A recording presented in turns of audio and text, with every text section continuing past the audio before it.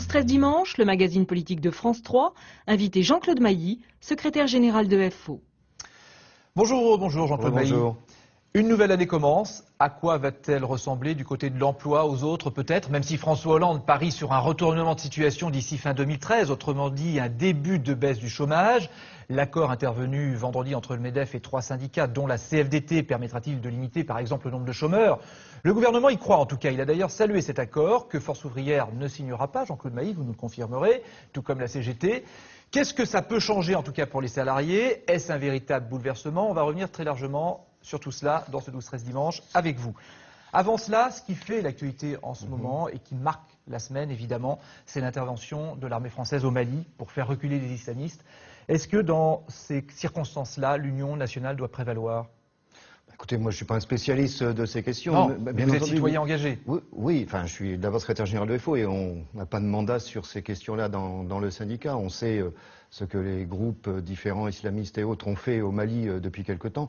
On peut comprendre. Maintenant, j'espère qu'il y a des morts déjà, j'espère que c'est quelque chose qui ne va pas durer. Et au passage, quand la nécessité est là, on ne s'interroge plus sur l'évolution des dépenses publiques. Là, il va falloir dépenser de l'argent et personne ne dit qu'il faut réduire les dépenses publiques. Au passage, je le cite quand même.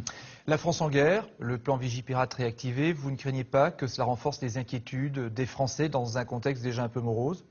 Je ne sais pas si ça jouera sur les inquiétudes des Français. Ce qui est clair, c'est que les Français sont inquiets, qu'ils attendent un vrai changement en matière d'emploi, en matière de croissance économique, en matière de droit, et que l'attente se fait attendre. Ça, c'est évident, c'est ce qui me remonte de partout. Ouais. Historique, en tout cas, pour le gouvernement, l'accord qui a été conclu vendredi soir entre le MEDEF et 3 syndicats, dont la CFDT. Historique, un changement d'époque même, dit le gouvernement, parce qu'il doit permettre aux entreprises plus de flexibilité dans la gestion de leurs effectifs, tout en donnant des droits supplémentaires aux salariés. On va y revenir un petit peu en détail. En tout cas, c'est ce que dit le gouvernement. D'après vous, cet accord qui se profile, est-il historique ou pas? Qu'est-ce qui vous gêne dans cet accord?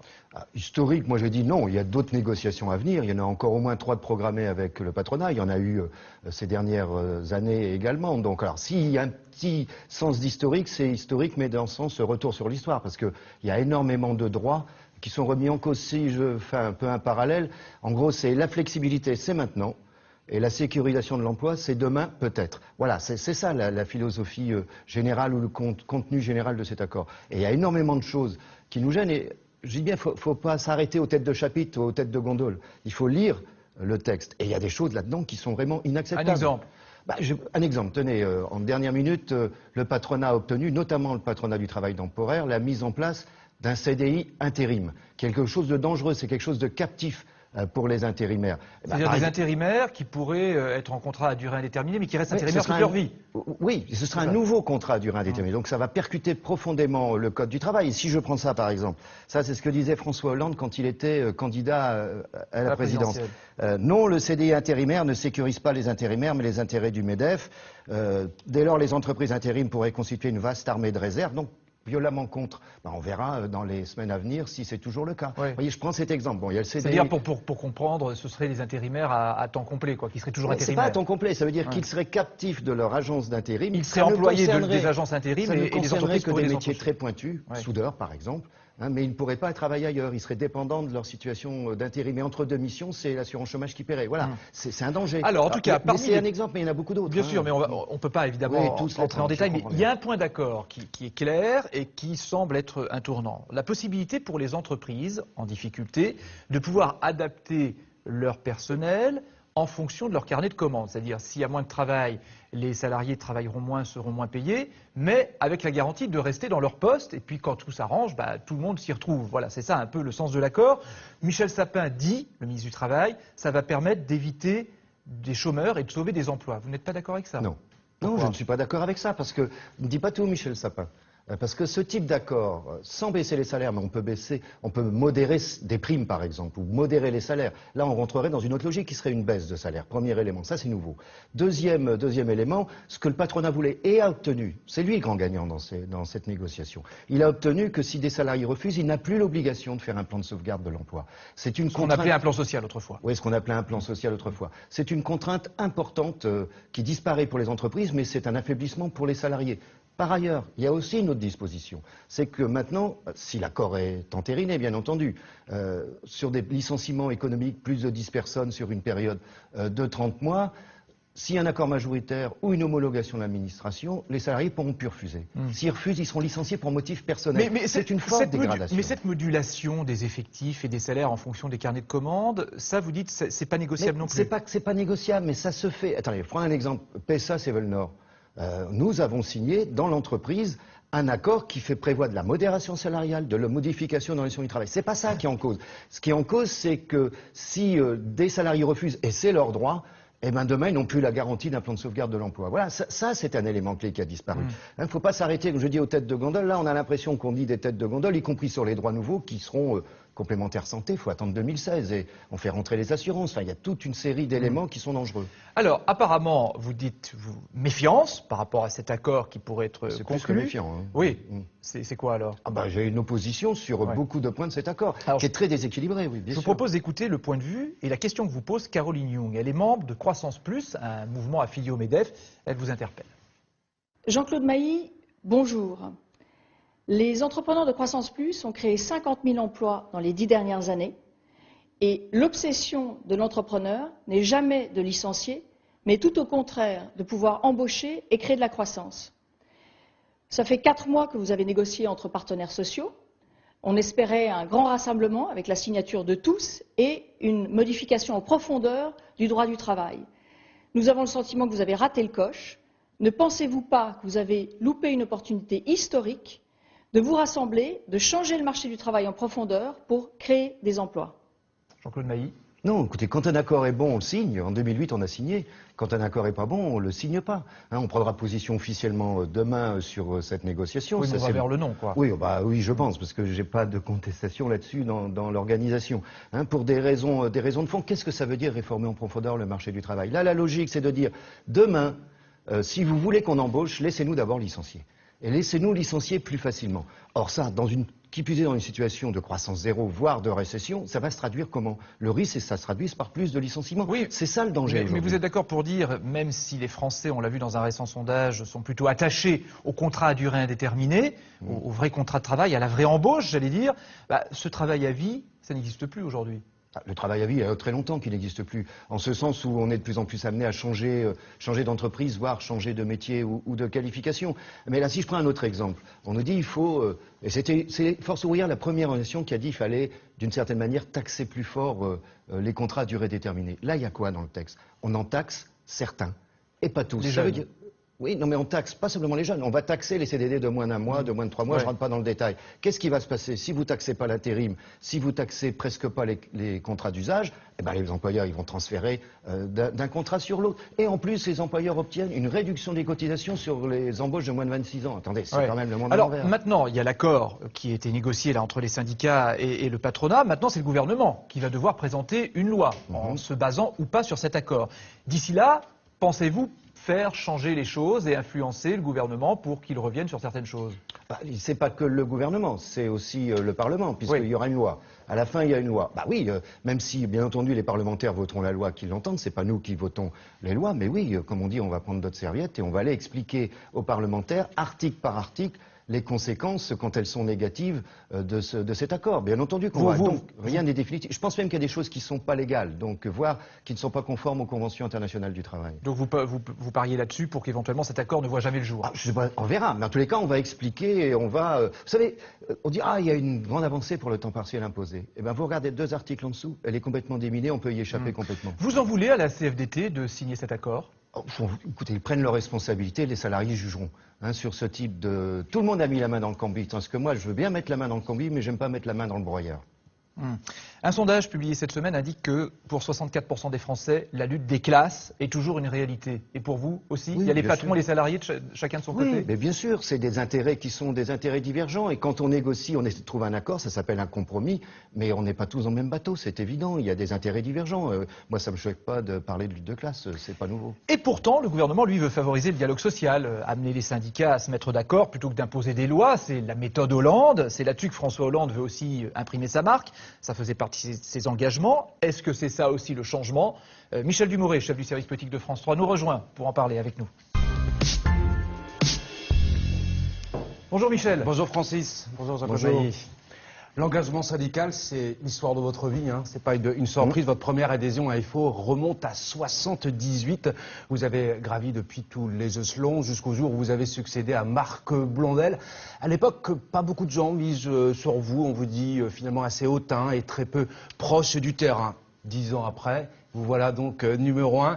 Avec votre flegme et votre mèche, vous avez fini par vous imposer dans le paysage syndical français.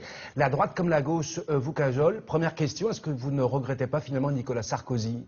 Ah non, je regrette personne. Dans la négociation en cours, vous diriez qu'aujourd'hui, François Hollande et Nicolas Sarkozy, c'est du pareil au meuble? Ou bien il y a une différence quand même? Il y a une volonté peut-être d'un peu plus de dialogue, mais vous savez, moi ce qui compte à un moment donné, c'est pas le dialogue. À un moment donné, c'est le résultat des courses. Et là, je considère que la position du gouvernement par rapport à la négociation, c'est plus une position politique de principe sur la méthode qu'un travail et une réflexion sur le fond du dossier. C'est quoi, c'est de l'enfumage, à votre avis, de la part du président de la République et du gouvernement, d'avoir voulu faire croire en tout cas qu'il y avait une réelle négociation? Non, il y a eu une négociation.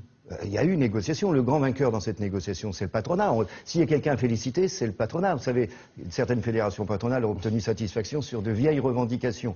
Hein, donc, le gouvernement, il a sa logique. Il est dans une logique pacte budgétaire européen qui est une logique restrictive. On n'a plus de marge de manœuvre, beaucoup moins de marge de manœuvre, ou on s'en donne moins sur le plan économique. Après, logiquement, il va sur la variable ajustement qui est la flexibilité. Vous parliez tout à l'heure avec Francis Letellier justement du débat budgétaire, maintenant du débat parlementaire qui va s'engager. Michel Sapin est extrêmement confiant, dit que sa majorité va suivre cet accord et va le voter. Oui, peut-être, je ne sais pas, mais en tous les comment cas... vous allez faire? Vous allez voir les députés de la gauche, on parle de toute cette nouvelle génération de députés socialistes. On va voir tous les groupes parlementaires. Tous les groupes, ah oui, mais sans exclusive, syndicat c'est indépendant. On va aller voir tous les groupes parlementaires, mais on va expliquer article par article notre analyse sur le texte. Et vous allez voir, il y a des mines qui vont sortir ici ou là, parce que c'est pas... moi je dis toujours, je prends une image, vous savez, dans un hypermarché, vous avez tête de gondole avec un beau slogan. À dire, c'est bien ça. Puis quand vous regardez, où vous avez des produits périmés, où vous n'avez rien dans les rayons. Voilà, sur certains articles, c'est un peu ça. Comment jugez-vous le rôle de Michel Sapin dans cette négociation? Est-ce qu'il a été à la hauteur? C'est pas lui qui négociait, c'était une négociation entre le patronat et les syndicats. C'est ce qu'on a dit officiellement, c'est un petit peu comme la tête de gondole. Ça, c'est tous les gouvernements font ça, puisqu'ils ont dit qu'ils feraient une loi derrière. Bon, mais on sentait bien qu'il était lui-même dans une logique où il faut accepter de la flexibilité. Or, nous considérons, et on le dit depuis des mois, que plus de flexibilité aujourd'hui, c'est vraisemblablement plus de licenciements demain. 9 mois après l'élection de François Hollande à l'Élysée, est-ce que vous feriez partie aujourd'hui des déçus de François Hollande? Non, je n'ai pas à être déçu ou pas déçu. Moi, en tant que syndicaliste, je n'ai pas appelé à voter pour personne. Donc, vous savez... On n'est pas dans la logique politique, logique de la méthode, on est sur du concret. Quand on fait du syndicalisme, c'est du concret. Donc ce qui compte, ce sont les résultats. Alors sur certaines choses, oui, c'est pas de la déception, c'est du mécontentement. C'est vrai sur ce dossier-là, c'est vrai sur la fonction publique, c'est vrai sur d'autres dossiers. Vous n'avez pas en effet appelé à voter François Hollande. En revanche, 25% de vos sympathisants ont voté pour Marine Le Pen lors de la dernière présidentielle. Ils étaient un petit peu plus de 31% pour François Hollande, 14% pour Nicolas Sarkozy et 12% pour Jean-Luc Mélenchon. Est-ce que c'est quelque chose que vous constatez aujourd'hui au sein de votre mouvement? Non, tout simplement parce que, ça c'est un sondage sorti des urnes, je ne sais pas si ces gens-là sont adhérents ou pas, enfin je ne rentre pas dans le détail. Ceci étant, Force ouvrière regroupe les salariés, quelles que soient leurs opinions par ailleurs. Et les gens ne viennent pas vous dire je suis adhérent à tel ou tel parti, ça ne se dit pas et on ne leur demande pas. Par contre, il y a les règles de l'indépendance à respecter. Ça ne se dit pas, mais Marine Le Pen le dit. Elle dit aujourd'hui que sa stratégie, c'est vraiment de tisser sa toile et notamment d'aller draguer les syndicalistes que vous êtes. Le jour où il y a eu une militante qui était FO et qui s'est présentée à des élections, voilà, absolument, elle n'est plus militante FO. Voilà. Mais c'est les syndicats de base qui résolvent ça, c'est pas le secrétaire général de FO, c'est le syndicat de base qui autorise ou pas l'adhésion. Vous disiez tout à l'heure, c'est pas aux syndicats de faire la politique, mais est-ce que c'est pas plus dur malgré tout pour les syndicats de contester quand la gauche est au pouvoir? Est-ce que vous imaginez par exemple mobiliser contre un accord sur la réforme du travail quand c'est la gauche au pouvoir? C'est plus difficile, non? Non, pas du tout. Ah non, franchement, pas du tout. Quand on se veut et qu'on pratique l'indépendance syndicale, si on est d'accord, tant mieux. Si on n'est pas d'accord et qu'on peut mobiliser, on n'hésitera pas une seconde. Ça, quelle que soit la couleur du gouvernement. Sinon, ça veut dire que... Moi, je ne tiens pas, vous savez, à dire... Interlocuteur privilégié, ça veut dire quoi, interlocuteur privilégié? Est-ce que c'est celui qui est toujours d'accord? À ce moment-là, moi, un syndicat qui est toujours d'accord, je ne sais plus à quoi ça sert. Vous visez quelqu'un? Vous visez Non, quelqu'un? non, d'accord. parce que les médias disent FO ne sera pas interlocuteur privilégié, mais j'ai jamais cherché à l'être, pas plus hier avec Nicolas Sarkozy qu'aujourd'hui avec François Hollande. D'accord. Est-ce que vous lancez aujourd'hui un appel à l'unité nationale, justement, contre ce qui vient d'être acté entre les syndicats et le patronat? Est-ce que vous lancez un appel aux autres syndicats pour une manifestation massive, pour quelque chose d'un peu plus symbolique? Non, on n'en est pas là aujourd'hui, parce que a priori, il y aura 3 syndicats qui vont signer. Donc eux, ils vont essayer, je dis bien, de justifier leur signature, mais je leur souhaite bien du courage. Tandis que nous allons d'abord, dans une première étape, informer largement les salariés du contenu de cet accord, et nous ferons les démarches aux parlementaires et auprès des parlementaires. Et après, on Pas verra. d'action commune avec la CGT, par exemple, qui est à peu près sur Pour la le moment, même... c'est pas dans l'air du temps. Chaque chose, à un moment donné, il y a des étapes à franchir, et on verra ce que ça donne. Michel, merci beaucoup. Merci à vous. Sur le plateau Bon de dimanche. 13 dimanche. Jean-Claude Merci. Mailly, l'autre grand débat du moment, c'est le mariage pour tous. Ça ne nous a pas échappé. Les opposants sont attendus dans les rues de Paris cet après-midi, très nombreux visiblement. C'est une manifestation politique ou sociale ou sociétale? C'est pas social. Non, c'est pas une manifestation sociale. D'abord, officiellement, Force ouvrière n'a pas pris de position. C'est pas un dossier qui nous concerne directement. Donc c'est plus sociétal et politique, c'est évident. Bon, maintenant le citoyen Mailly, je dis pas que j'ai raison, moi c'est pas ma spécialité, mais ce que je constate, c'est que surtout un problème de rupture de droit. Entre quelqu'un ou un couple, quel qu'il soit, qui est en union libre, un couple qui est pacsé et un couple qui est marié, en termes de droits, sur toute une série de dispositions, c'est pas les mêmes droits. Et c'est ça le problème de fond. Donc à titre personnel, vous êtes pour le mariage pour tous? Plutôt oui, parce que entre un couple pacsé qui ne peut pas, par exemple, bénéficier de la pension de réversion, par exemple, un couple marié peut en bénéficier. Donc c'est une rupture de terre dans droit civique. Et c'est ça le problème de fond. Et c'est ça, selon moi, qu'il faut résoudre aujourd'hui. Justement, vous disiez, Force ouvrière n'appelle pas à manifester. Par exemple, dans 15 jours, les défenseurs du mariage pour tous vont descendre dans la rue à leur tour. La CGT, la CFDT, d'autres syndicats appellent à manifester, pas Force ouvrière. Pourquoi? Non, parce que c'est pas. Nous appelons des manifestations quand c'est sur des problèmes sociaux. Et là, c'est pas un problème social. Non, c'est plus un problème sociétal et politique important. Hein, je ne nie pas l'importance du problème. Les adhérents FO qui, à titre individuel, voudront manifester, mais bien entendu, ils ont effectivement la liberté, c'est évident. Hein, ils n'ont même pas demandé l'autorisation d'ailleurs. Hein, donc, mais non, sur ce type de manifestation. Pas de position de Force ouvrière là-dessus. Non, pas de position officielle. Ça dépend des citoyens. Il n'y a pas de tabou à Force citoyens. ouvrière. Non, il n'y a pas de tabou. Non, pas du tout. Pas du tout de tabou. Vous savez, moi, j'ai compris dans mon entourage proche un couple homosexuel qui a un enfant et ça ne me gêne pas du tout et l'enfant est très heureux. Bon.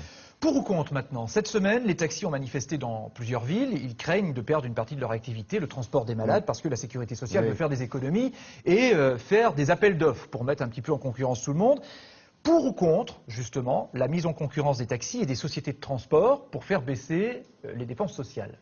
Oui, non, s'il y a des abus, il faut regarder, mais je rappelle que FO Taxi était aussi dans les manifestations. Bien cette sûr, c'est semaine. pour ça que je vous pose la question. Donc moi je soutiens également nos adhérents, ils ont des craintes. Quand vous êtes taxi dans un petit village, et que l'hôpital est à 30 ou à 40 km, ça peut représenter 50 ou 60% de votre activité. Si demain vous perdez cette activité, vous fermez la boutique. Mais il n'y a pas un peu de ménage à faire dans ce secteur, parce que tout n'est pas Des transparent. transports sanitaires, d'une manière générale. D'une manière générale, oui, il y a du ménage à faire, mais je crois que l'assurance maladie s'y emploie. Et la façon de mettre en concurrence, ça peut être une bonne solution. La concurrence, c'est pas forcément toujours ce qui fait baisser les prix. Parfois, on assiste à l'apparition d'autres monopoles et à la fin, c'est plus cher. Vous verrez dans le secteur des télécommunications ce que ça donnera à la fin, par exemple. On va parler de l'emploi, on y revient, parce que c'est la priorité du gouvernement et du président de la République pour 2013. Plus de 3 millions de chômeurs en France, 5 millions de personnes inscrites à Pôle emploi. François Hollande a dit, on va inverser la courbe du chômage d'ici la fin de l'année. Mais ne doit-on pas parler d'un impossible pari? Parce que c'est vraiment la question. Croyez-vous, vous, que fin 2013, le chômage puisse refluer en France? Dans l'état actuel des choses, non.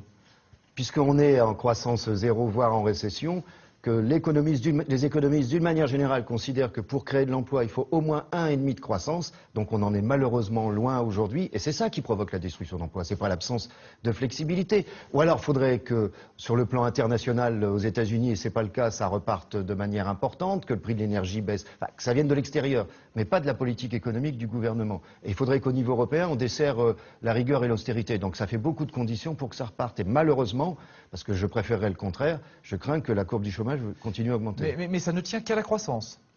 Non, pas qu'à la croissance, mais essentiellement à la croissance. Vous savez, quand vous avez de l'activité économique, de la croissance, donc ce qui veut dire y compris de la consommation, y compris de l'investissement, y compris un rôle plus actif de l'État dans le domaine public comme dans le domaine privé, la stratégie industrielle, voilà, c'est ce qui booste l'activité. Il y a peut-être aussi la volonté politique. Regardez, le gouvernement parie, lui, sur les contrats de génération qui vont venir en discussion à partir d'après-demain pour embaucher 500 000 jeunes en 5 ans. Alors les contrats de génération, c'est pour embaucher des jeunes et garder des seniors en poste, parce que c'est un problème aussi en France. C'est possible, ça? Vous y croyez? Ah, mais on a signé l'accord sur les contrats de génération. Alors donc, ces transferts de savoir, etc., c'est quelque chose que nous demandions depuis longtemps, sur une mécanique un peu différente. Mais ça va pas, ça va soulager, si vous voulez. Mais c'est pas ça qui va régler le problème du chômage. Pas plus que les emplois d'avenir. En tout cas, il y a un objectif fixé. Il y a un objectif fixé. 500 000 jeunes employés en 5 ans. Je peux pas vous dire si l'objectif sera réalisé. Bah oui, d'ailleurs, on peut se demander d'où vient ce chiffre, non? Oui, bah, ça c'est comme les 35 heures, ça créera autant d'emplois. Personne n'a jamais su et la bagarre continue sur les chiffres. Alors, ceci étant, le contrat de génération, on est pour, mais c'est pas ce qui règle le problème du chômage. C'est pas du tout. En tout cas, François Hollande, lui, est en première ligne dans la lutte contre le chômage. Il a rencontré les salariés de la raffinerie Petroplus en Haute-Normandie la semaine dernière. Il leur a promis que tout serait fait pour trouver un repreneur. Un président de la République auprès des salariés, est-ce que c'est rassurant? Écoutez, si il a le droit d'aller où il veut, ça, comme moi, quand je vais visiter des entreprises, je ne suis pas président de la République, donc il a le droit. Maintenant, il a pris un engagement avec eux, c'est de faciliter un repreneur sur Petroplus. Ben, j'espère qu'il parviendra, lui et le gouvernement, à ce qu'il y ait un repreneur et que la raffinerie ne ferme pas. Par contre, il a pris un autre engagement, pas de nationalisation. La nationalisation, d'après vous, c'est un débat qu'il faut avoir en France, c'est une menace efficace, une réelle solution dans certains cas? Bien sûr que c'est une réelle solution, temporaire ou pas d'ailleurs. Bien sûr que sur Florange, nous la demandions.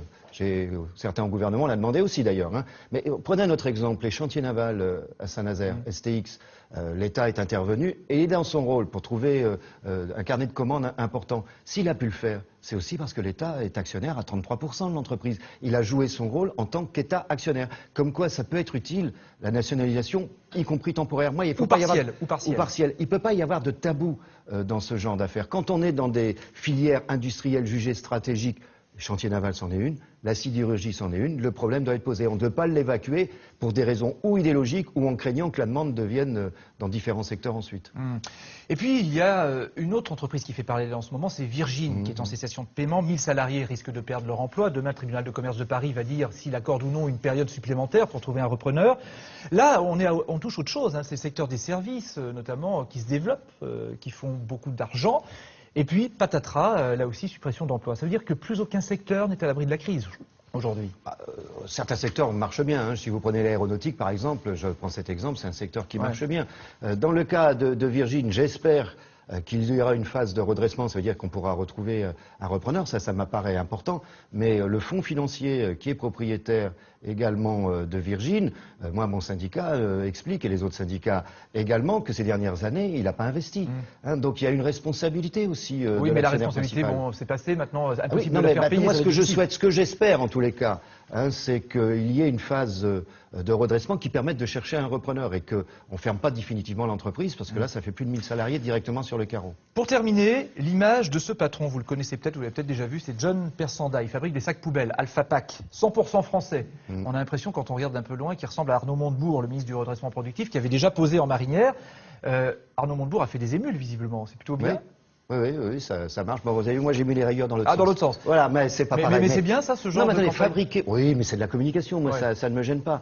Le label France, c'est quelque chose qui est important. Par exemple, quand vous exportez quelque chose aux États-Unis, vous devez marquer l'origine de la fabrication sur des plaques d'égout, sur des pièces, etc. En France, on n'est pas obligé. La plupart des plaques d'égout qui sont dans nos villes sont fabriquées en Chine. Est-ce que c'est normal? Donc, le label France, c'est pas obligatoirement du protectionnisme, mais avoir le label France, ça m'apparaît quelque chose d'important. Vous souhaiteriez, par exemple, qu'en France, tous les produits importés soient étiquetés pour savoir d'où ça vient? L'origine, mais bien sûr, après chacun fait ce qu'il veut, mais l'origine soit marquée. Aux États-Unis, ça se fait. Mais le Made in France, c'est un bon argument ou c'est un gadget pour le développement de l'économie française? Non, c'est pas. Si ça reste une formule, c'est juste un gadget. Mais si il y a des décisions qui sont prises derrière, en termes de normes, en termes de réglementation, en termes d'échanges équilibrés, que les normes sociales soient respectées, c'est pas uniquement un problème français, c'est européen et international. Ça doit aller dans le bon sens. Sinon, vous savez, le plus compétitif, c'est celui qui paye pas ses salariés parce que ce sont des esclaves, hein, si on rentre dans cette logique-là. Donc le Made in France accompagné de règles, l'ancien ministre de l'Industrie en avait proposé, Estrosi,